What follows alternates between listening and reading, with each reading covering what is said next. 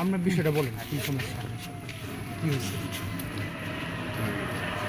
সারি বলে না স্যার না বাইক আপনার একসাথে নেওয়ার এখানে এখানে আমরা এই যে তারা আমাদেরই প্রতিবেশী স্বাস্থ্যজগত ভাই, হ্যাঁ, তার বাবার আমল থেকে তার দাদার আমল থেকেই জমা জমি নিয়া আমাদের একটা দ্বন্দ্ব, জমা জমি নিয়ে দ্বন্দ্ব জমিটা হইল তার দাদা, আমার জেদা, আমার বাপ এবং আমার কাকা, তারা 3 ভাই।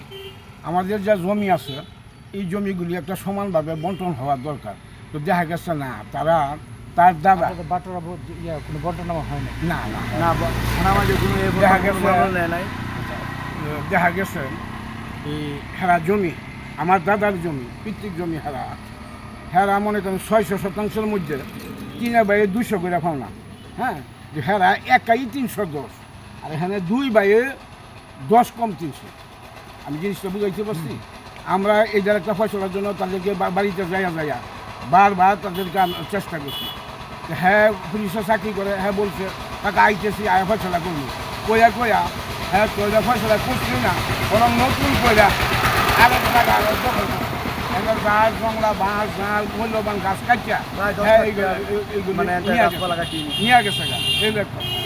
আবার নতুন করে করছে গত ইলেকশনের আগে তার ঘরে আগুন দিয়া, হ্যাঁ, প্রায় 9-10 মাস আগে তার ঘরে আগুন দিয়া খাট ফুরে গেছে গা, কোনা ফুরে গেছে গা, ইয়া ফুরে গেছে গা, হ্যাঁ, এরকম দিয়া প্রায় 1 লাখ 1.5 লাখ টাকার মামলা একটা দিচ্ছে। আগুনটা কি তাদের ঘরে তারাই লাগাইছিল? হ্যাঁ, তারাই লাগাইছে। অন্য কেউ আমি একটু বলি না, মানে এই যে মুরব্বী বলিস না বলেন উনি এখানে তাদের ঘরে, হ্যাঁ, কে লাগাইছে আমরা তা তো আর দেখি নাই। আচ্ছা বুঝছেন? কিন্তু কিন্তু মামলা তারা দিছে কিন্তু- আপনার কাছে? হ্যাঁ, মামলা দিচ্ছে আমরা। হ্যাঁ, এই মামলার নথিও হ্যাঁ আমার কাছে আছে। আচ্ছা, আপনার যদি আমি মনে হয় নিব, আচ্ছা দেখতে পারেন। এই এক কথা। এইবারও হ্যাঁ, এইবারও দেখা গেছে এই যে 5 তারিখের আগে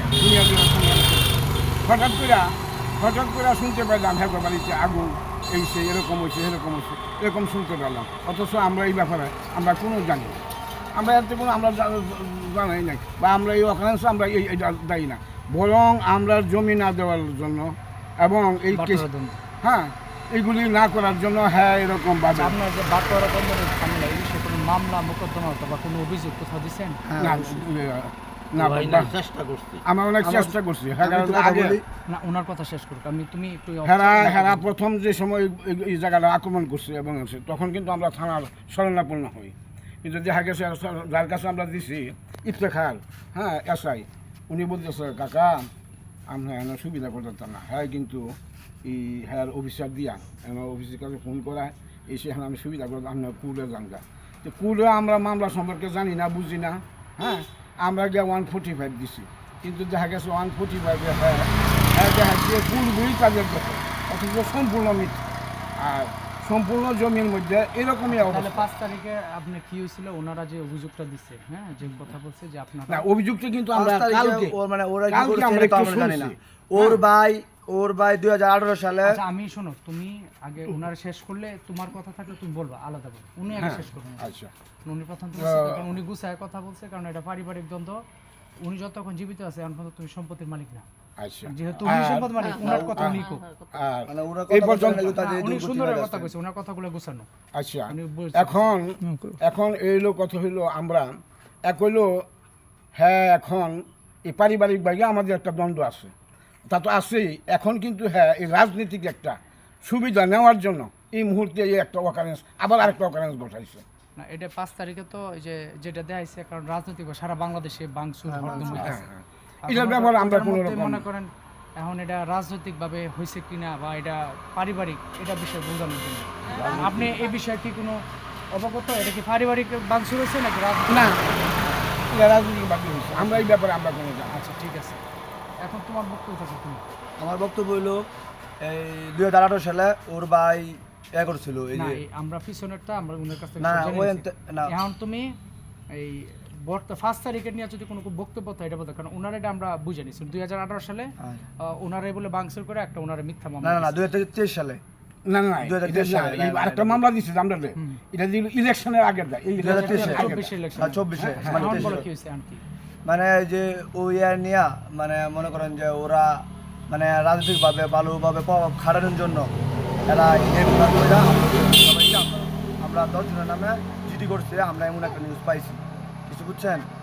আর হইলো এই যে ওর ভাই যে বিশপ, ও হইলো এই যে ইন্সপেক্টর নাকি পুলিশের, ও ভালোভাবে প্রভাব কাটায়। আমি এক ছাত্র মানুষ, আমার 4টা মামলা দিচ্ছে, আমার 4টা মামলা দিচ্ছে। আমি ইন্টার সেকেন্ড ইয়ারে পড়ি, আমার 4টা চালাকসর, আইডিয়াল হ্যাঁ আইডিয়াল বিএম কলেজে। আমার আর হ্যাঁ বাইরে দিছে আমার ভাই হলো নাচ, এই যে আমার ভাই হলো নাচ অবস্থায় মানে ও ডিটিও অবস্থায় ছিল, ওর নামে মামলা দিছে, এইবারও দিছে, এর আগের বারও দিছে। আমার ভাই ডিটিও অবস্থায় ছিল, চাকরি করে হ্যাঁ হ্যাঁ চাকরি করে, কই চাকরি করে হ্যাঁ চাকরি করে এই ইয়াতে আসগর আলী ঢাকা। এখন বুঝেন 5 তারিখে এটা রাজনৈতিক সহিংসতা অনেকগুলো আছে। হ্যাঁ তুমি ছাত্র, তোমার নামে 4টা মামলা আছে, নার্সারি দিয়ে সামনে আন, সমস্যা নেই। আপনি যদি 5 তারিখে কি আপনি চাকরিতে ছিলেন, আপনি ওখানে তো একটা ইয়ে নিয়ে আসবেন। হ্যাঁ। আমি ছাত্র আন্দোলন কইরা আমরা কি এই জন্য কি আমার করলাম না, নাকি? আরো 2-3 দিন পরে এই বিষয়টা আপনি রেখে না, এটা আপনার আপনার ভালোর জন্য, ঠিক আছে? বিষয়টা হচ্ছে আমরা যখন আসি আমরা তো দুই পক্ষের কথা নিতে হয়, কারণ এক পক্ষের কথা শুনলে তো সত্য মিথ্যা বলতে হয়।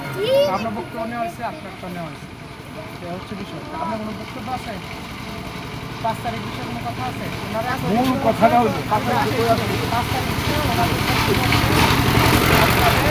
আপনারা পারিবারিক দ্বন্দ্ব সৃষ্টি করে না, 5 তারিখ তো আমাদের বাড়িঘর সবাই 5 তারিখ তো এটা হচ্ছে যে আপনার এটা না, আমি পারিবারিক কোনো বিষয় হইতে পারে না, কারণ এটা রাজনৈতিক বিষয় সারা বাংলাদেশে হয়েছে, কারণ এটা তো